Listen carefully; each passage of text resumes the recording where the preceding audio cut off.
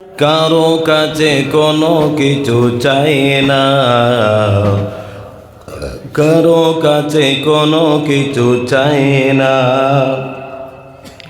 রাতের আধারে যারা সিজদাতে রয়, দু চোখের অশ্রুতে নদী যেন বয়। ছলনার হাত ছানি যতই আসুক, ছলনার হাত ছানি যতই আসুক, পেছনে ফেরেও তাকায় না। যাদের হৃদয়ে আছে আল্লাহর ভয়, তারা কবু পথ বলে যায় না। আল্লাহর প্রেম ছাড়া এই দুনিয়ায় কারো কাছে কোনো কিছু চায় না, কারো কাছে কোনো কিছু চায় না। কত বলেন ঠিক কিনা? যাদের অন্তর আল্লাহর ভয় আছে তারা দুহাত তুলে দোয়া করে তো কার কাছে? জোরে বলেন। আমরা যারা আজকে এখানে এসেছি কার জন্য? আল্লাহর জন্য না বান্দার জন্য? যতক্ষণ বসবো তো কার জন্য? শুনবো তো কার জন্য? আমরা আল্লাহর জন্য বসতে চাই, আল্লাহর জন্য শুনতে চাই। রাজি আছি তো ইনশাআল্লাহ? আল্লাহর জন্য যদি আমরা সবাই আসি আর আল্লাহর জন্য যদি আমরা সবাই বসি, তাহলে আল্লাহর দিনের মাহফিলে বসার এক নিয়ম আছে না নাই? জোরে বলেন। সামনের ফাঁক জায়গা যদি আমরা পূরণ করি তাহলে আমাদের প্রতি খুশি হবেন কে? আর সামনের ফাঁক জায়গা রাখলে কে খুশি হবে?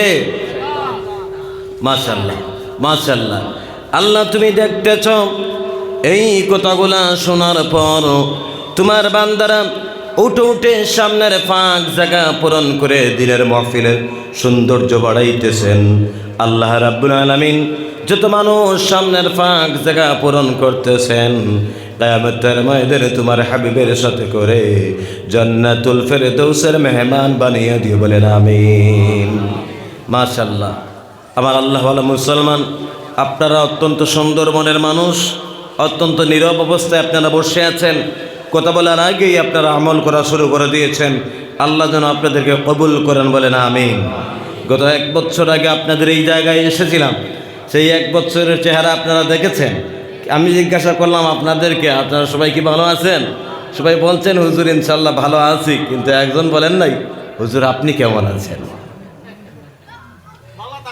আল্লাহর দোয়ায়, আপনাদের দোয়ায় আল্লাহ অবশ্যই ভালো রেখেছেন, কিন্তু আগের মতো না। কারণ ডায়াবেটিস, কোলেস্টেরল, হার্টের সমস্যা, দিনে 2 বার হার্টের ওষুধ খেতে হয়, সকাল এবং বিকাল হার্টের ওষুধ খেতে হয়। এরপরেতে গত অক্টোবর থেকে প্রোগ্রাম চলছে, অক্টোবর মাস থেকে হালকা হালকা ছিল, নভেম্বরে মোটামুটি, ডিসেম্বর তো আর বলার অপেক্ষা রাখে না, আর জানুয়ারি তো আর ফাঁকি নেই। ফেব্রুয়ারির 13-14 পর্যন্ত কন্টিনিউ 1টা-2টা এমন প্রোগ্রাম প্রতিদিন রয়েছে। বন্ধুগণ দোয়া করে রাখবেন, আল্লাহ যেন সুস্থ রাখেন, আল্লাহ যেন কোরআনের ময়দানে দীর্ঘজীবী করে রাখেন, বলেন আমিন। মাইকের অপারেটর ভাই সাউন্ডটা একটু কমায় দেন। আপনার মাইকের সাউন্ড সিস্টেম অনেক ভালো, যথেষ্ট সাউন্ড, কিন্তু আমার মনে হচ্ছে আরও একটু কম করে দিলে মনে হয় সামনে যারা বসতেছেন এদের শোনাটা একটু শ্রুতিমধুর হবে। কথা বলেন ঠিক কিনা? বেশি সাউন্ড দিলে বসতে পারবেন, বম বম করবে, ঠিক আছে না? মাশাআল্লাহ। আপনারা সবাই বসবেন, শুনবেন, এই আশা আকাঙ্ক্ষা নিয়ে আমি আমার আলোচনা শুরু করলাম। আলহামদুলিল্লাহ, আলহামদুলিল্লাহ নাহমাদুহু ওয়া নাস্তাঈনুহু ওয়া নাস্তাগফিরুহু ওয়া নু'মিনু বিহি ওয়া নাতাওয়াক্কালু আলাইহি ওয়া নাউযু বিল্লাহ ونعوذ بالله من شرور أنفسنا ومن سيئات أعمالنا من يهده الله فلا مضل له ومن يضلله فلا هادي له وأشهد أن لا إله إلا الله وأشهد أن محمدا عبده ورسوله أرسله بالحق بشيرا ونذيرا وداعيا إلى الله بإذنه وسراجا وقمرا منيرا أما بعد فقد قال الله تبارك وتعالى في كلامه المجيد وفي فرقانه الحميد أعوذ بالله من الشيطان الرجيم بسم الله الرحمن الرحيم إن الذين قالوا ربنا الله ثم استقاموا تتنزل عليهم الملائكة ألا تخافوا ولا تحزنوا وأبشروا بالجنة التي كنتم توعدون وقال الله تعالى إن الله وملائكته يصلون على النبي يا أيها الذين آمنوا صلوا عليه وسلموا تسليما اللهم سيدنا مولانا محمد وعلى آل سيدنا مولانا محمد শিব আবু তালিব শেখ কারাগার কাটলো সেটাই তোমার বহুদিন হলো পার না খেয়ে না ঘুমে কত রাত কেঁদে কেঁদে দিন কায়েমের তরে ধৈর্য ধরে ধরে হে রাসূল অবশেষে এসে গেল দিন ইসলামের বিজয় ধ্বনি রাসূল মুদের বলে দিলেন খায়রুল কুরুনি করনি আল্লাহুম্মা জুরে سيدنا مولانا محمد وعلى آل مولانا محمد بلغ العلا بكماله كشف الدجى بجماله حسنت جميع خصاله صلوا عليه وآله اللهم آمين ربنا ظلمنا أنفسنا وإن لم تغفر لنا وترحمنا لنكونن من الخاسرين ربنا لا تزغ قلوبنا بعد إذ هديتنا وهب لنا من لدنك رحمة إنك أنت الوهاب يا أرحم الراحمين আল্লাহ তাআলা ত্রিপুরা থেকে শত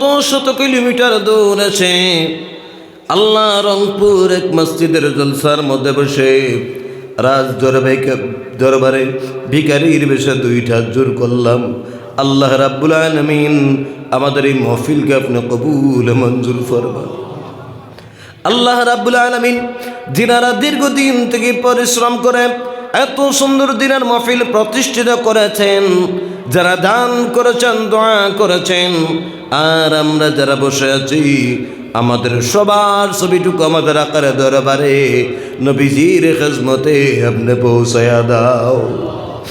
আল্লাহ রাব্বুল আলামিন বিশেষ করে এই মসজিদের জন্ম লগ্ন থেকে শুরু করে এখন পর্যন্ত এই মসজিদের কমিটির মধ্যে থেকে মসজিদের পিছনে খেদমত করে যারা অন্ধকার মাটির নিচ হয়ে গেছেন, আল্লাহ আমরা তাদের কথা বলতে পারতেছি না, আল্লাহ তাদের কবরকে বেহেশতের বাগান বানাইয়া দাও। আল্লাহ রাব্বুল আলামিন তাদের সাথে করে এই এলাকার মরহুম সালেহ আহমদ রহমতুল্লাহ আলাইহির দরজাকে তুমি বুলন্দ করে দাও। আল্লাহ যেই বান্দার বাড়িতে আসার মাধ্যমে আল্লাহ তাআলা আমাদের পরিচয় এলাকার সাথে, আল্লাহ মরহুম বান্দা আজকে দুনিয়ার জমিনও নাই, আল্লাহ উনার স্মৃতি জড়িয়ে রয়েছে দুনিয়ার চতুর্দিকে। আল্লাহ রাব্বুল আলামিন কোরআনের জন্য অনেক খেদমত করেছেন, বাচ্চা বয়সে উনার আলোচনা শুনতাম, বড় হয়ে উনার সাথে আলোচনা করতাম। রাব্বুল আলামিন কতদিন উনার মাদ্রাসায় যখন গেলাম, উনার বড় ছেলে আমার সাথে মোলাকাত করলো, চেহারাটা দেখি আল্লাহ সাদ করে কোনি যার ভিতর কান্না চলে আসে। আল্লাহ রব্বুল আলামিন ওর চেহারার মধ্যে বাবার চেহারার ছাপ আমি দেখতে পেলাম। রব্বুল আলামিন ওনার কবরের মধ্যে করিকা রহমত বর্ষিত ফরমাও। গত বছর এই এলাকার মধ্যে আলোচনা করে গিয়েছিলাম, অনেক মানুষ আলোচনা শুনেছেন, এদের মধ্য থেকে অনেক আজকে তারা দুনিয়ার জমিনও নাই, আল্লাহ তাদের কবরকে বেহেশতের বাগান বানিয়ে দাও। আজকে আমরা যারা আসি ভবিষ্যতে থাকবো কিনা জানি না, আল্লাহ আমাদের সবাইকে তুমি কবুল মঞ্জুর ফরমাও। এই মাহফিলকে আয়োজন করতে যত যুবক শ্রম দিলেন, যারা দান করলেন, কিয়ামতের ময়দানে এদের সকলের জন্য, আর আমরা যারা বসে আছি আমাদের সকলের জন্য আজকের এই মাহফিল কিয়ামতের ময়দানে নাজাতের জরিয়া বানাইয়া দাও। বড় আশা করে দাওয়াত করেছেন, আমিও চলে এসেছি। আল্লাহ রাব্বুল আলামিন আমার কোনো ক্ষমতা নেই একটি কথা বলার। ও আল্লাহ, জলসার প্রারম্ভে মুসাফির মানুষ রাজ দরবারে তোমার কাছে চাইতেছি, আমার মেধা বৃদ্ধি করে দিয়া জবান খুলে এমন কথাগুলা বাহির করাইয়া দাও আল্লাহ, যেই কথা বললে আমি নিজে আমল করতে পারি, আর শূন্যবার সময় আমল করতে পারে এমন সময় উপযোগী বাস্তবিক আলোচনা মোর জবান দিয়ে বাহির করাইয়া দিও মওলা। সুবহান রাব্বিকা রাব্বিল ইজ্জাতি আম্মা ইয়াসিফুন ওয়া সালামুন আলাল মুরসালিন ওয়ালহামদুলিল্লাহি রাব্বিল আলামিন বিরহমাতিকা ইয়া আরহামার রাহিমিন। উপস্থিত রংপুর সাব সেন্টার সংলগ্ন বড় মসজিদ কর্তৃক আয়োজিত একদিনব্যাপী বাৎসরিক ওয়াজ মাহফিলে সুনামধন্য সভাপতি সাহেব, মঞ্চ বসা আমার অত্যন্ত কাছের মহব্বতের হুজুর আমার মৌলানা সাহেব, যিনার সাথে গত বছর পরিচয় হয়েছিল, পাশে বসা পিতার বয়সে বয়োজ্যেষ্ঠ ব্যক্তিবর্গ, সামনে বসা বাবার বয়সে আমার পিতৃতুল্য মুরব্বিয়ানে কেরাম, সমবয়সী যুবক বন্ধু সকল, মাইকের আওয়াজ যতদূর পর্যন্ত যাইতেছে এলাকার বিভিন্ন ঘর থেকে কান পেতে শুনতে থাকা স্নেহশীলা সরল মনা সর্বগুণে গুণান্বিতা আমার মা বোনেরা, ইদানিং কালে আপনারা বরিষ্ঠ উলামায়ে কেরামের কণ্ঠে কোরআন ও হাদিসের আলোকে আলোচনা শুনেছেন। বিশেষ করে আমার আগে যিনি আলোচনা করেছেন হযরত মৌলানা কাউসার আহমেদ সাহেব, যিনি প্রায় প্রতি জায়গায় প্রধান অতিথি হয়েই আলোচনা রাখেন, কিন্তু এখানে নিয়মের কারণে হয়তো বা আসরবাদ ওনাকে আলোচনা করতে হয়েছে। ঘর থেকে শুনতে পেলাম মূল্যবান তকরির করেছেন সংক্ষিপ্ত সময়ের ভিতরে। আমার পরেও বরাকের সুযোগ্য সন্তান তথা উত্তর পূর্ব ভারতে আলোড়ন সৃষ্টি করে আমার অত্যন্ত শ্রদ্ধাভাজন প্রিয় মানুষ, আমার বড় ভাই হযরত মৌলানা আবুল হোসেন আল কাসিমি সাহেব, আপনাদের সামনে যিনি ডিমাপুর নিউ মার্কেটের ইমাম, ও খতিব উনি আলোচনা পেশ করবেন। তো ইনাদের আলোচনার ফাঁকে আমার মতো ছোট মানুষ আলোচনার অপেক্ষা রাখে না, তথাপিও যেহেতু দাওয়াত করেছেন সংক্ষিপ্ত সমালোচনা করব, যতক্ষণ চলবে। বসবো তো ইনশাআল্লাহ? সবাই বসবো তো ইনশাআল্লাহ? কে কে চলে যাবেন হাতটা তুলেন। দেখছেন, আসলে হুজুর আমরা কিন্তু চলে যাব না, বসবো, কিন্তু আমি কোথাটা তাল এমন দিয়েছি যেন ওনারা হাত তোলে। বুঝতে পারছেন? একভাবে বসে থাকলে তো আর হয় না, মাঝে মাঝে বসতে বসতে গায়ে ব্যথা হয় কি হয় না? গায়ে যখন মানুষের ব্যথা হয়, গাটা নাড়াচাড়া দিলে গায়ের ব্যথা দূর হয়ে যায়, যেমনি ঠিক তেমনি বক্তা আর আপনারা সবাই শুনতে শুনতে তক্তা, এই বক্তা আর তক্তার যদি নাড়াচাড়া মাঝে মাঝে না হয় তাহলে আলোচনার আসর জমে না। কথা বলে ঠিক কিনা? আমার বন্ধু সকল, আলোচনার প্রারম্ভে আমার মনে পড়ে গেল একটি কথা। গত কয়েকদিন আগে আমি ঘাড়মুড়াতে একটা জায়গায় জলসায় গেলাম। তো যাওয়ার পর সেখানকার একজন ভাই এখলাসুর রহমান সাহেব, ওনার সাথে দেখা। তো উনি বললেন আমাকে, ভাই আপনি সহ আপনারা কয়েকজনকে পেলাম, দিনারা মরহুম মৌলানা সালেহ আহমদ সম্পর্কে আপনারা যথেষ্ট উদ্যোগ নিয়েছিলেন এবং মাঝে মধ্যে বর্তমানে স্মরণ করে। কিন্তু আমি দেখতে পেলাম, উনি ওনার কথা বলছেন যে আমি দেখতে পেলাম আলিম সমাজ যারা ওয়াইজ মানুষ আলোচনা করেন, আলোচনার জগতে যারা ধাপিয়ে বেড়াচ্ছেন, এরাদের অনেকের কণ্ঠে এনার কথা শোনা যায় না। আজ আমি শফিকুর রহমান আপনাদের সামনে আলোচনা করছি, কাল হয়তো আমার ইন্না লিল্লাহর ঘোষণা আপনি শুনতে পারেন কিনা, জোরে বলেন। মানুষ মরে যায়, রেখে যায় স্মৃতি।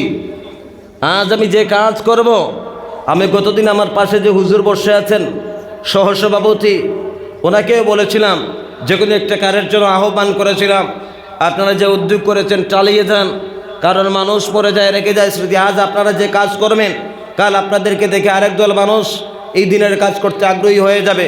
যখন একটা ব্যাপারে বলেছিলাম আমার বন্ধুগণ, তো এই কাজ আমরা করলাম, তো উনি বলছেন যে কেউ তো ইনার নাম নিতে শুনলাম না। তখন আমার মনে মনে একটু আফসোস লেগেছে, দুঃখ লেগেছে। কেন জানেন? দুঃখ লেগেছে এই কারণে, আজ আমি শফিকুর রহমান, হয়তো আমার বয়স হয়ে গেছে 42 বছর 41 বছর, কিন্তু আমি যখন 14 বছর 13 বছর থেকে আমি বড় হচ্ছি আস্তে আস্তে, তখন মরহুম মৌলানা সালেহ আহমদ সাহেবের আলোচনা আমি শুনেছি। কিন্তু আমার বন্ধু সকল, এত কম বয়সে শোনার পরে আজ ওনার সাথে আলোচনা করতেছি। ওনার আলোচনার অবদান গোটা বরাকবেলি ত্রিপুরা সব জায়গায় রয়েছে, আছে না নাই? জুড়ে বলেন, আছে না নাই? উনি নয়, উনার মতো আরো বহু ওয়াইজ, উনার মতো আরো বহু ওয়াইজ মুরব্বী মানুষ যারা আজকে আলোচনার ময়দানে দাপিয়ে বেড়াচ্ছেন, কিন্তু যখন বয়স হয়ে যায় মানুষ অবহেলা করে, তাদেরকে হেলায় দুলায় ঠেলে দেয়। কথা বলেন, আছে না নাই? সত্য না মিথ্যা? মানুষ স্মরণ করে না। এই যে হুজুররা একটা সময় এরা দাপিয়ে বেড়াচ্ছেন, হয়তো বয়সের জুড়ে তাদের কাছকে মানুষ জিজ্ঞাসা করতেছে না। এই কথা সত্য না মিথ্যা? মানুষ একটু পরিবর্তনশীল হয়ে গেলেই পিছন ভুলে যায়, আছে না নাই? দুঃখ লাগলো বন্ধুগণ। আপনাদের ওই কথার সাথে আমি আরেকটা কথা জানিয়ে দিতে চাই। আমি কিন্তু প্রায় সময় অতীতকে বলি না, স্মরণ করি। গতদিন ওনার মাদ্রাসায় আসছিলাম, সেখানে ওনার জন্য আমি অডিয়েন্স যারা রয়েছিলেন, শ্রোতা, প্রত্যেকের কে নিয়ে সূরা ইখলাস তিলাওয়াত করেছিলাম 3 বার। আমার বন্ধু সকল, কষ্ট হয়েছে কি? আমাদের কোনো কষ্ট হয় নাই। আমি মনে করি শুধু উনি নয়, যত আলিম উলামা, যত মুরব্বী, বয়স্ক বৃদ্ধ মানুষ যারা সমাজের কাজ করেছেন, যারা ইসলামের কাজ করেছেন, দ্বীনের কাজ করেছেন, তাদের জন্য আমাদের জন্য সহানুভূতি সর্বদা সব সময় থাকে, বজায় থাকে, থাকার চেষ্টা করবো তো ইনশাআল্লাহ। শুধু সালেহ আহমদ সাহেবের ব্যাপারে নয়, সর্বাংশে সব আলিম উলামা এবং যারা ইসলামের কাজ করেছেন, দ্বীনের কাজ করেছেন, তাদের জন্য আমরা সদা আমাদের দিলকে উদার করে রাখবো, তাদের জন্য রাখবো তো ইনশাআল্লাহ। সম্মানিত হাজিরিন, উনি যখন অসুস্থ হয়েছিলেন, তখন আমরা কৈলাসহর থেকে যখন শুনলাম ওনার অসুস্থতার খবর, মিডিয়ার মাধ্যমে দেখলাম, কষ্ট লাগলো মনে। আমরা যা হোক আমাদের সামর্থ্য অনুযায়ী 40,000 টাকা নগদ এবং কিছু আপনার জিনিসপত্র ওনার ঘরে আমরা এসে আমাদের ইমাম সমিতির মাধ্যমে আমরা ওনাকে হাত দিয়ে দিলাম ওনার বাড়ির হাতে। আমরা মনে করেছি সেই সময় আমাদের ওনার পাশে দাঁড়ানো দরকার, কারণ উনিও একজন ওয়াইজ মেসাম, আমিও একজন ওয়াইজ মেসাম। আমি বুঝতে পারি আমাদের অবস্থার কথা, বুঝতে পারছেন? এই কারণে মনে করেছি ওনার পাশে দাঁড়ানো আমাদের দরকার। আমরা কি সেখানে থেমে গেছি? না, একের মাইকে রেকর্ড হচ্ছে কথাগুলো, আমার ইউটিউব ভাইদের মোবাইলে রেকর্ড হচ্ছে আমার কথাগুলো, আমরা কিন্তু থেমে নেই। এরপরেও আমাদের অভিযান জারি আছে। আপনারা জানলে খুশি হবেন, গত কয়েক মাস আগে আমাদের ধর্মনগর মঙ্গলহাট আপনার এই কি নাম পূর্ব বটরশি সিঙ্গিবিল যাকে বলা হয়, মাদ্রাসার পাশে একটা মসজিদ, সেই মসজিদে একজন ইমাম নিয়োগ করা হলো। আগে ছিলেন, কয়েকদিনে মহতি করেছেন, চলে গেছেন। ওনার বাড়ি হচ্ছে আর আপনাদের করিমগঞ্জের এলালিগুল। ওনার বাড়ি কোথায়? করিমগঞ্জের এলালিগুল। খারাপ পাচ্ছেন এই কথাগুলো বলার জন্য? ভাইজান, এই কথাগুলো বলতেছি এই কারণে আমাদের ঘুমন্ত বিবেককে জাগ্রত করার জন্য, বুঝতে পারছেন? উনার বাড়ি হচ্ছেন এরালেগুল। আমার কোনো রক্তের সম্পর্ক আছে এনার সাথে? না। আমাদের কৈলাসর আমরা যত মানুষ সাহায্য সহযোগিতা রক্তের সম্পর্ক আছে? না। একটা সম্পর্ক আছে। কি সম্পর্ক? ইসলামিক সম্পর্ক। সে আমাদের দিনী ভাই। উনি করিমগঞ্জ ইমামতি করতেন, তো উনি জয়েন করলেন সিঙ্গিবিল মসজিদে। আমার মতো তো সব মেসাবাজ সাদা সুদা না, অনেক মেসাবাজা কারেন্টের কাজ করতে পারে, জানান কি হুজুর? মেজাবল সব দিকে অ্যাডভান্স। ভাইজান, একটু দয়া করে এই যে ফাঁকগুলো আছে, একটু ফাঁকটা মারার চেষ্টা করেন। পিছনে মানুষ জায়গা হইতেছে না, বসার জন্য কষ্ট হচ্ছে। ভাই, আমরা যদি একটু একটু ওই সামনের ফাঁক জায়গা যদি আমরা মেরে দেই, তাহলে আমাদের আরেকজন ভাই বসবে, আর আরেকজন যদি ভাই বসে, কার কোন কথা কার হেদায়তের জন্য যথেষ্ট এটা জানেন কে? জুড়ে বলেন, আল্লাহ জানেন। এই কারণে আমরা আমাদের সামান্য হালকা হালকা সামনে অগ্রসর হওয়া, আমার আরেকজন দিনী ভাইয়ের বসার জায়গা হবে প্রত্যেকে। মাশাল্লাহ, মাশাল্লাহ, আলহামদুলিল্লাহ, নারে তাকবীর। জোরে বলেন, নারে তাকবীর। মাশাল্লাহ। ভাইজান, এই কথা যদি বললেই সময় চলে যায় তো আমার আলোচনা আমি যেতেই পারবো না। বলছিলাম, আসামের এলালিগুল বাড়ি জয়েন করেছেন যে কোনো এক মাসের 1ম তারিখে। বাড়ি থেকে বিদায় নিলেন, ইমামতির জন্য ত্রিপুরায় পাড়ি দিলেন। সিঙ্গিবিল মসজিদ, সেই মসজিদে জয়েন করলেন। ভাই, গুরুত্বপূর্ণ কথাগুলো শোনেন। 15 দিন যাওয়ার পর বাড়িতে 15 দিনের ভিতরে একদিনও আসেন নাই। ইলেকট্রিকের কাজ করতেছেন, এশার নামাজের পরে কি কাজ করতেছেন ঘরের মধ্যে, হঠাৎ করে কারেন্টের মধ্যে লেগে স্পট ডেড জায়গায় উনি মারা পড়েন। ইন্না লিল্লাহি ওয়া ইন্না ইলাইহি রাজিউন। সঙ্গে সঙ্গে সে জায়গায় মারা পড়েন। কিছুক্ষণ পর এলাকার মানুষ টিভি নিয়ে এসেছেন, দেখে ইমাম সাহেব তো কারেন্টের তার লাগানো পড়ে আসেন। চিৎকার দিয়েছে। পাশে ছিল মাদ্রাসার উস্তাদ, ছাত্র সবাই দৌড়ে এসেছে। এসে দেখলো বিরাট অবস্থা। ঠাস করে কারেন্টটা কাট আউট করা হলো। হুজুরকে নিয়ে দৌড় দেওয়া হলো। হসপিটালে ফায়ার সার্ভিসও আসলো, পুলিশ ওয়ালা ইনভেস্টিগেশন করলো। ডাক্তার বলছে স্পট ডেড জায়গায় উনি ডেড হয়েছেন। সম্মানিত উপস্থিতি, ভিডিওর মাধ্যমে দেখলাম উনার ছোট্ট ছোট্ট বাচ্চা রয়েছে। বিশ্বাস করবে, আমি তো একজন ইমাম, ধৈর্য ধরতে পারি নাই। 50,000 টাকা আমরা হুজুররা ইমামরা আমরা সংগ্রহ করে আরও কয়েক হাজার টাকার জিনিস ওনার বাড়িতে আসলাম। আমি নিজেই ছিলাম। আসলাম, আসার পর সেই বাড়িওয়ালার হাতে, ওই ইমাম সাহেবের বাচ্চাদের হাতে তুলে দিলাম। আমাদের মিশন থেমে নেই। 3 লক্ষ টাকা সংগ্রহ করা হয়েছে ওই ইমামের পরিবারের হাতে তুলে দেওয়ার জন্য। এদের সুখ দুঃখে যদি আমরা দাঁড়াতে না পারি, আমার বন্ধুগণ, কে দাঁড়াবে? কে দাঁড়াবে? এই সমাজে তাকায় দেখেন, হুজুর যারা রয়েছেন, ইমাম যারা রয়েছেন, তাদের সম্মান কিন্তু বর্তমান দুনিয়ার রসুমাত থেকে বহুত কম থাকে। একজন সাধারণ টুকটুকওয়ালা থেকে কিন্তু ইমামের বেতন কম থাকে। কথা বলেন ঠিক না বেঠিক? রুজি কম থাকে। এদের সুখে দুঃখে আমাদের দাঁড়াতেই হবে। আমার বন্ধু সকল, 3 লক্ষ টাকা প্রস্তুত। আমরা বলেছি ছেলেদের অ্যাকাউন্ট করার জন্য। ছেলেদের অ্যাকাউন্ট যতক্ষণ পর্যন্ত না হয় আমরা টাকা দিব না। এর কিছু কারণ আছে, বুঝতে পারছেন? কিছু কারণ আছে, আছে না নাই? যখন টেহা দিলে ফাত্তরে আ করে, আছে না নাই? টেহা দেখলে ফাত্তরে আ হয়, বুঝতে পারছেন আমার বন্ধুগণ?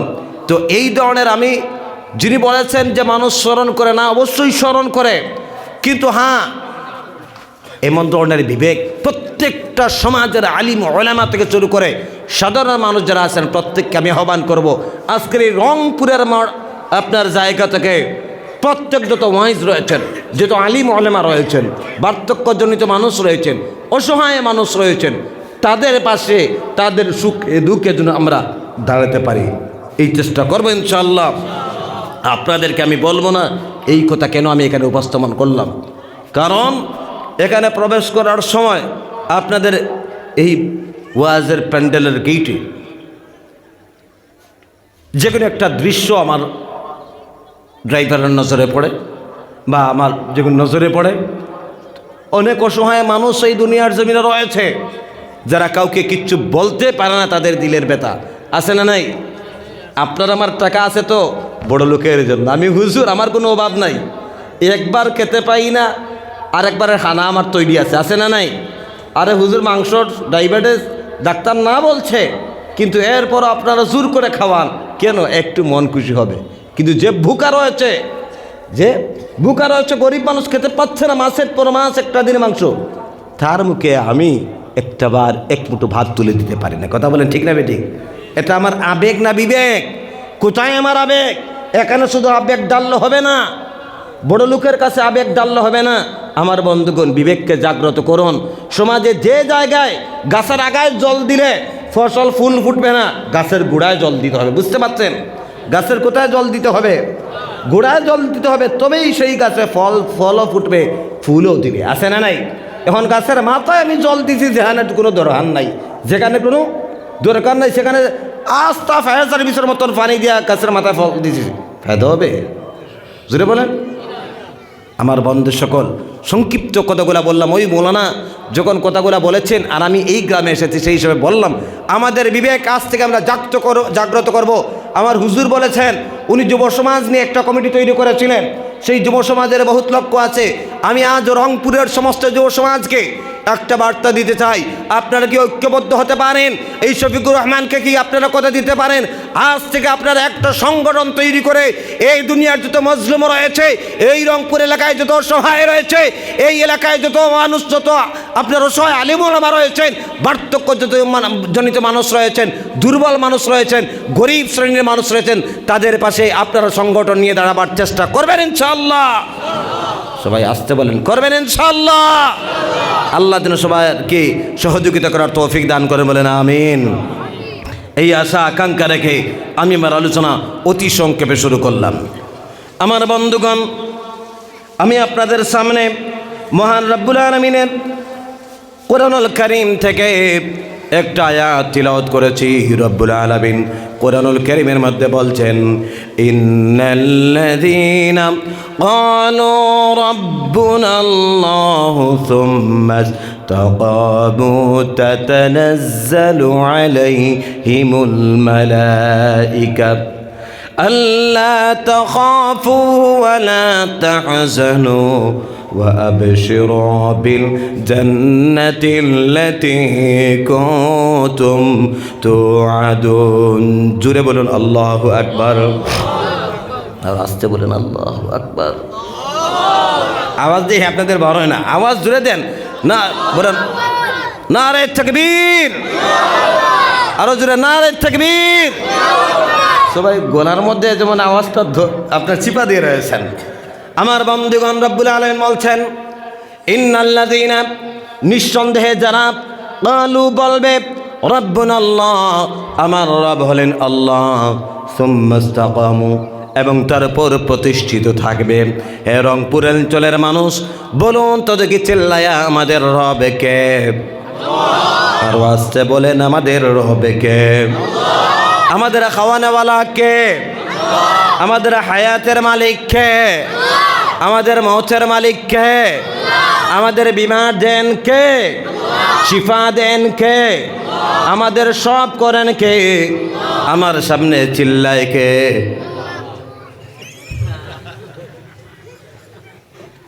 আপনারা বলতেন আমরা, আসলে হুজুর চলতে তো চলছে, রেলগাড়ি চল। আপনার একটা ছোটোবেলায় পড়েছিলাম হেডগুড়া বদরপুর বাবনের বাজার, কত দূরেই যে চলতেছে তো চলতেছে গাড়ি, থামা নাই। আমার বন্ধুগণ সবাই বলেন আমাদের রব আল্লাহ। এই রব কথার অর্থ কি বলতে পারবেন নাকি? রব কথার অর্থ কি? রব হলেন আল্লাহ। রব কথার অর্থ কিন্তু অনেক লম্বা। সমস্ত প্রকার অযোগ্যতা থেকে যোগ্যতাপূর্ণ যিনি, অসম্পূর্ণ থেকে সম্পূর্ণওয়ালা যিনি, ইনি পৃথিবীর কেউ কি হতে পারেন নাকি? কেউ হতে পারবে? এক নম্বরে বললাম সমস্ত প্রকার অযোগ্যতা থেকে যোগ্যতাপূর্ণ। কেন বললাম? আমি শফিকুর রহমান ওয়াজ করতেছি, বলুন তো দেখি আমার যোগ্যতার মধ্যে ঘাটতি আছে না নাই? আসতে বলেন আছে না নাই? জুড়ে বললে আমি শুনে ফেলবো, আছে না নাই? এই যে হুজুর দুইজন সভাপতি সাহেব বসে আছেন, ইনাদের যোগ্যতার মধ্যে ঘাটতি আছে না নাই? ওই হুজুর ঠিক মনে তখন আল্লাহ দিমু ফিটন ত্রিপুরা থেকে আমার হুজুরের যোগ্যতা কম আছে নাকি? যোগ্যতার ঘাটতি আছে না নাই? ভারতবর্ষের প্রধানমন্ত্রী যিনি, শ্রদ্ধেয় দামোদর মোদী তিনি, ওনার যোগ্যতার মধ্যে ঘাটতি আছে না নাই? আমেরিকার প্রেসিডেন্টের যোগ্যতার ঘাটতি আছে, আছে না নাই? মক্কা শরীফের ইমামের যোগ্যতার ঘাটতি আছে না নাই? দুনিয়ার সব মানুষের যোগ্যতার ঘাটতি আছে। এখন যদি বলেন ও শফিকুর রহমান হুজুর এই মুহূর্তে আমাদের রংপুর এলাকা কুয়াশাচ্ছন্ন করে দাও, শফিকুর রহমান 14 গোষ্ঠী ফেল করবে, কুয়াশি দিতে পারবে কি? মোদিজিকে যদি বলেন মোদিজি আমরা রংপুর মানুষ চাইতেছি এখন আমাদের এলাকায় কুয়াশা হওয়ার জন্য, হবে নাকি? পারবে নাকি? আমেরিকার প্রেসিডেন্ট পারবে নাকি? মক্কা শরীফের ইমাম পারবে নাকি? কেউ পারবে না। কিন্তু সবাই মিলে যদি আল্লাহর দ্বারস্থ হই, আর আল্লাহ যদি স্যাংশন করে এই মুহূর্তে রংপুর এলাকা কুয়াশাচ্ছন্ন করে দিতে পারেন যিনি, তিনি আমাদেরকে, আরো আসতে বলেন কে? আল্লাহ। ওনার যোগ্যতার কোনো ঘাটতি আছে? এই যে আঙ্গুল, এই আঙ্গুলের মতো একটা আঙ্গুল পৃথিবীর কোনো শাসক, পৃথিবীর কোনো ডাক্তার, কোনো বিজ্ঞানী, কোন পীর সব কেউ দেখায় দিতে পারবে নাকি? এই মানুষের আঙ্গুলের মতো একটা আঙ্গুল বানাইতে দিতে পারবে? পারবে নাকি? কেউ পারবে না। যিনি পারবে তিনি কে? জুড়ে বলেন যিনি পারবেন তিনি কে? তিনি হচ্ছেন আমাদের রব। সমস্ত প্রকার অসম্পূর্ণতা থেকে সম্পূর্ণওয়ালা তিনি। শফিকুর রহমানের অভাব আছে না নাই? যদি অভাব থাকতো না বন্ধু রংপুর আসতাম না। অভাব যদি না থাকতো বাড়িতে একতলা হইলে আশা থাকে 2 তালা, 2 তালা হইলে 60 তালা, আছে না নাই? অভাব কার জিন্দিগিতে অভাব নাই? সবার অভাব আছে। এই আপনার যে ভারতবর্ষের আমাদের সবচেয়ে ধনীমান ব্যক্তিকে মুকেশ আম্বানি, ওনার অভাব আছে না নাই? আরও দরকার, আরও দরকার। আমেরিকার প্রেসিডেন্টের অভাব আছে না নাই? এই আপনার দুবাইয়ের বাচ্চার অভাব আছে না নাই? সবার অভাব রয়েছে, একজনের অভাব নাই। তিনি কে? আল্লাহর দরবারে কোনো জিনিসের কমতি আছে নাকি? রহমতের কমতি আছে? আপনার বৃষ্টির কোনো কমতি আছে? রোদের কোনো কমতি আছে? কোনো জিনিসের ঘাটতি আছে? কোনো জিনিসের ঘাটতি নাই। আল্লাহ বলছেন ওয়া আনতুমুল ফুকারা, তোমরা সব ফকিরের দল। মোদি, রাহুল, টফিক যা আছে দুনিয়াতে সব ফকিরের দল। ওয়া নাহনু আগনিয়া, আর আমি আল্লাহ হচ্ছি ধনী। বলেন না সুবহানাল্লাহ? আর আসতে বলেন সুবহানাল্লাহ। আমার বন্ধুগণ, রবের আরেক অর্থ হচ্ছে পালনেওয়ালা। রব শব্দের আরেক অর্থ কি? আসতে বলেন, জুড়ে বললে সবাই শুনে ফেলবে। রবের আরেক অর্থ কি? পালনেওয়ালা। আমার বন্ধুগণ, খালিক অর্থ সৃষ্টিকর্তা, মালিক, মুলকিয়তের মালিক। আমার বন্ধুগণ, খালিক আল্লাহর সিফতি নাম, মালিক আল্লাহর সিফতি নাম। তেমন করে রব আল্লাহর সিফতি নাম, তেমন করে রব আল্লাহর সিফতি নাম। রব কথার অর্থ হচ্ছে পালনেওয়ালা। ইনি কেমন আমাদের পালনেওয়ালা? আপনারা বললেন হুজুর আমাদের খাওয়ানেওয়ালার জাত আল্লাহ, মারনেওয়ালার জাত আল্লাহ, সব কিছু করার মালিক আল্লাহ। আমি যদি বলি ভাই এই কারেন্টের মধ্যে হাত দিলে মানুষ বাঁচে না মরে, আপনি কি বলবেন? মরে যাবে। কথা বলে ঠিক না ঠিক? অথচ বলতেছেন মারনেওয়ালার জাতকে। আসতে বলেন মারনেওয়ালার জাতকে। তাহলে কারেন্টে হাত দেন না কে? মরে যাব। ও আপনি বলতেছেন মারনেওয়ালা আল্লাহ, হাত দেন না কে? একটা কারণে আপনি হাত দেন না, এটা দৃশ্যমান। এখানে হাত দিলে মানুষ মরে যায়, কারেন্টের মধ্যে হাত দিলে মানুষ মরে যায়, এটা কিন্তু দৃশ্যমান। দৃশ্যমান থাকার কারণে অদৃশ্যমান আল্লাহর কাছে সমস্ত পাওয়ার, হায়াত মৌতের পাওয়ার কার হাতে? আল্লাহর হাতে। ওইটা অদৃশ্যমান থাকার কারণে ওইটার প্রতি মানুষের ইয়াকিন দুর্বল হয়ে গেছে। কথা বলেন ঠিক কিনা? বন্ধুগণ, আগুনের কাজ হচ্ছে জ্বালিয়ে দেওয়া। আমি যদি বলি ভাই আগুনের মধ্যে হাত ঢুকাও, ঢুকাবেন নাকি না? না জ্বলে যাবে। আমার বন্ধু, আগুনের কোনো ক্ষমতা আছে নাকি জ্বালানোর? কোনো ক্ষমতা নাই। ইব্রাহিম আলাইহিস সালামকে আগুনের মধ্যে নিক্ষেপ করা হয়েছিল। কার হুকুমে সেই আগুনটা ফুলের বাগিচায় পরিণত হয়েছিল? জোরে চিল্লায়ে বলেন। রাস্তা সবাই বলছেন না, কে বলছেন? কার হুকুমে আগুন ফুলের বাগিচায় পরিণত হয়েছিল? আল্লাহ। সেই আল্লাহ এখন আছেন না নাই? সেই আল্লাহ আছেন, সেই আগুন আছে। তাহলে আমাদের সমস্যা কোথায়? আমাদের হাত জ্বলে যায় কেন? আমরা ঢুকাই নয় কারণে। এটা আমাদের কাছে দৃশ্যমান। আগুনের মধ্যে হাত দিলে হাত জ্বলে যায়, এটা দৃশ্যমান। দৃশ্যমান থাকার কারণে অদৃশ্যমান আল্লাহ পিছনে চালানোওয়ালা, ওইটার প্রতি মানুষের ইয়াকিন দুর্বল হয়ে আছে। কথা বলে ঠিক না বেঠিক? আমার বন্ধুগণ, দৃশ্যমান ক্ষেতের মাধ্যমে মানুষেরা ভালোভাবে জীবন জীবিকা অতিবাহিত করে। ওই কারণে মানুষ ক্ষেতের মধ্যে মানুষের ইয়াকিন চলে গেছে, হুজুর আল্লাহই তো খাওয়ান ঠিক, ক্ষেত না থাকলে খাবো কি? ক্ষেতটা হচ্ছে একটা উসিলা। হুজুর আল্লাহই তো খাওয়ান ঠিক, চাকরি না থাকলে খাবো কি? চাকরি হচ্ছে একটা উসিলা। কথা বলেন ঠিক কিনা? এমন অন্তরে আমরা লালন করি কি করি না? হুজুর আল্লাহই তো খাওয়ান ঠিক, ইমামতি একটা হচ্ছে উসিলা, ইমামতি না থাকলে আমি খাবো কি? হুজুর আল্লাহই তো খাওয়ান ঠিক, যদি ব্যবসা না করতাম তাহলে খেতে পারবো না। দৃশ্যমান দেখতেছি ব্যবসার মাধ্যমে, ইমামতির মাধ্যমে, খেতের মাধ্যমে, রুজির মাধ্যমে মানুষ, গাড়ি ড্রাইভারিং করার মাধ্যমে মানুষ ভালোভাবে জীবিকা নির্বাহ করে। ওই কারণে মানুষের ইয়াকিন চলে গেছে ওই দুনিয়ার আসবাবের প্রতি। কথা বলে ঠিক কিনা? অন্তরে যে আল্লাহ এই লোকায় রয়েছেন। ও বন্ধু, এই দুনিয়াতে যে কিচ্ছু করে না তাকেও যিনি খাওয়াইতে পারেন তিনি কে? আর আসতে বলেন কে? বন্ধুগণ, আপনার আবার ইয়াকিন যে ক্ষেতের মাধ্যমে আমরা খাই, হুজুর আল্লাহ তো অবশ্যই খাওয়াই ঠিক হুজুর, কিন্তু ক্ষেত না করলে উপায় আসেননি, বিক করা লাগলো না। কথা কয় আছে না নাই?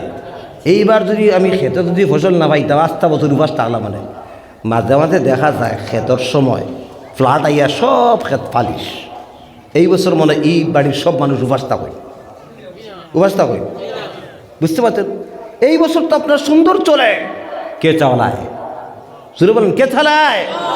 আল্লাহ। যে চাকরিজীবী মনে মনে করে নিয়ত, আরে এই চাকরি যদি আমার না থাকতো তো হবাড়ির যে বেটা যে অবস্থা গরিবি, আমার যে কোনো বস্তু হইল না চাকরি না থাকলে, আসে না নাই? ইলা মানুষে চিন্তা করেন না করে না, ওগুর কারণে আমি বাঁচিয়েও আছি। আমার বন্ধু সকল অনেক মানুষ চাকরির দেখা যায় সাসপেন্ড হয়ে গেছে। এর বাদে তো সারা মনে বিজ্ঞার ব্যাগ লইয়া রাস্তায় রাস্তায় আটো খাওয়াইন জেনতেন খেয়ে, যেরকম খেয়ে আজকে আমাদের নিয়ত দুর্বলতায় পৌঁছে গেছে। আছে না নাই? আমার বন্ধুগণ, আল্লাহ আমাদের পালনেওয়ালা কেমন পালনেওয়ালা একটু গবেষণা করি। আমাদের প্রয়োজনীয় যেই সমস্ত জিনিস ওইগুলো আল্লাহ রাব্বুল আলামিন আমাদের জন্য ফ্রি করে দিয়েছেন। ওই কারণে আল্লাহ রাব্বুল আলামিন আমাদের পালনেওয়ালা। বলুন সুবহানাল্লাহ। এই যে লাইট জ্বলতেছে, এই লাইটের জন্য, এই কারেন্ট জ্বালানোর জন্য সরকারকে আমাদের ট্যাক্স দিতে হয় কি হয় না? জোরে বলেন। ট্যাক্স দিতে হয়। আল্লাহ রাব্বুল আলামিন দিনে এবং রাতে, দিনে সূর্যের আলো দিয়া, রাতে চন্দ্রের আলো দিয়া আমাদেরকে আলোকিত করেন। আল্লাহর এই আলোর জন্য আল্লাহকে কোনো ট্যাক্স দিতে হয় নাকি? জোরে বলেন, কোনো ট্যাক্স দেওয়া লাগে নাকি?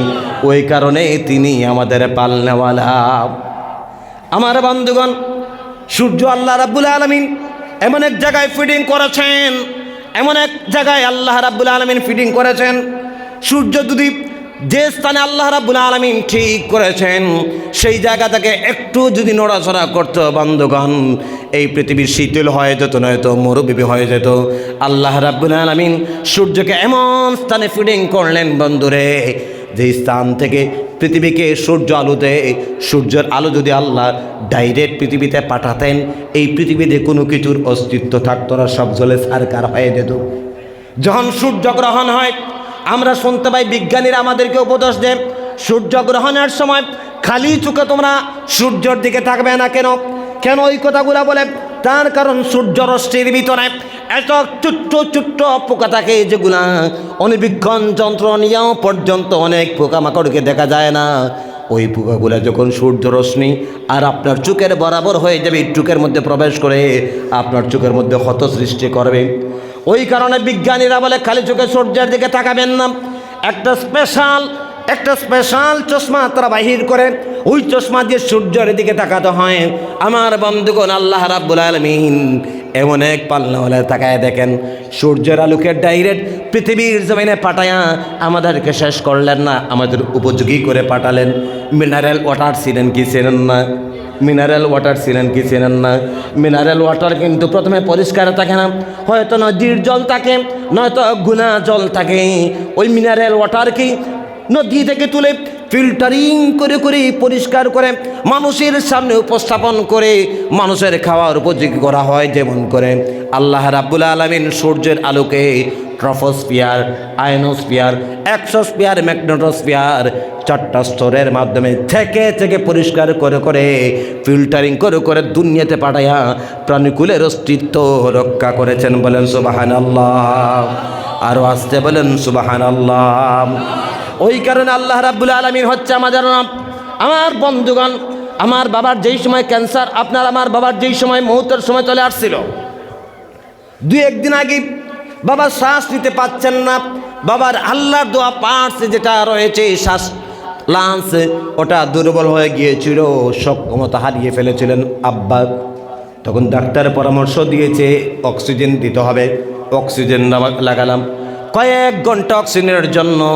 আমার বন্ধুরা, আগেই বলেছি আবার একবার বলতেছি, একটু যদি ফাঁক থাকে দয়া করে মানুষ পিছনে, এইখানে অনেক দাঁড়িয়ে আছেন, যেটাই হচ্ছে না প্যান্ডেলটার ভিতরে, দয়া করে আল্লাহর ওয়াস্তে আপনারা সামনে একটু অগ্রসর হবাই যাবে, একটু সামনে অগ্রসর হয়। মাশাআল্লাহ, দেখছেন এখানে অনেক দাঁড়িয়ে আছেন, মাশাআল্লাহ, সবাইকে বসার সুযোগ করে দিন, সবাইকে বসার সুযোগ করে দিন ভাই।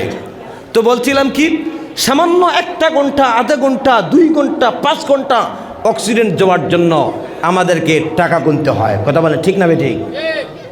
মানুষকে আমাদের মানুষের বানানো অক্সিজেন সামান্য আপনাকে বাঁচিয়ে রাখার জন্য আপনাকে অনেক টাকা গুনতে হয়। আল্লাহ রাব্বুল আলামিন হচ্ছেন আমাদের এমন এক স্রষ্টা, এমন এক মাওলা, যিনার অক্সিজেন প্রতি সময়, প্রতি মিনিটে মিনিটে বারবার আমরা শ্বাস নিচ্ছি, শ্বাস ছাড়তেছি। বন্ধু, আল্লাহর দোয়া অক্সিজেন নেওয়ার জন্য আল্লাহকে কোনো ট্যাক্স দিতে হয় নাকি? কোনো ট্যাক্স আল্লাহ নেন নাকি? নেন না। ওই কারণে আল্লাহ রাব্বুল আলামিন হচ্ছে আমাদের পালনাওয়ালা। আমাদের জরুরতের যেগুলো খুব বেশি প্রয়োজন আমাদের শরীরের জন্য, ওইগুলাকে আল্লাহ রাব্বুল আলামিন আমাদের জন্য ফ্রি করে দিয়েছেন। ওই কারণে তিনি আমাদের রব। বন্ধুরে, আমরা মনে করি চাকরি না থাকলে, খেত না থাকলে, ব্যবসা না থাকলে উপাস থাকবো, মরে যাব। তাকায় দেখেন দুনিয়ার জমিনে আপনি তাকায় দেখেন কত মানুষ আছে যাদের দিমাগ কোনো কাজ করে না, হাত আছে, পা আছে, এরপরে তারা কিচ্ছু করে না, তারপরেও তাদেরকে যিনি লালন পালন করেন তিনি জোরে চিল্লে বলেন আমাদেরকে, জোরে চিল্লে বলেন আপনার আমারকে। হ্যাঁ, আমরা মনে করি আমাদের পরিবারের কর্তা আমি না থাকলে আমার পরিবার শেষ। ও বন্ধুরে, আপনি যখন অসুস্থ হও, আপনি যখন দুনিয়া থেকে বিদায় গ্রহণ করবে, তারপরও দেখা যায় ওই পরিবারকে আল্লাহ রাব্বুল আলামিন তার থেকে আরও বেশি ভালোভাবে লালন পালন করেন। কথা বলেন ঠিক না বেঠিক? আছে না নাই? জোরে বলেন আছে না নাই? আমার ভাইয়েরা, আমার বন্ধুগণ, এই কারণে সমস্ত অংশের মানুষকে আমি বলবো, আমরা রব চিনলাম না, রবকে আমাদের চিনতে হবে। আল্লাহ রাব্বুল আলামিন আমাদেরকে রূহের জগতে কোথায়, জোরে বলেন, রূহের জগতে আল্লাহ তাআলা আমাদেরকে প্রশ্ন করেছিলেন, আলাস্তু বিরাব্বিকুম, তোমরা কি আমাকে রব মানবে? আমরা বলেছিলাম বালা আল্লাহ, আমরা আপনাকে রব মানব। রূহের জগতে ভালো করে শুনুন, ওরা তো স্ক্রিন খুলতেছেন, লোকে জায়গা হচ্ছে না, আপনারা ওদিকে থাকান, ওই দিকে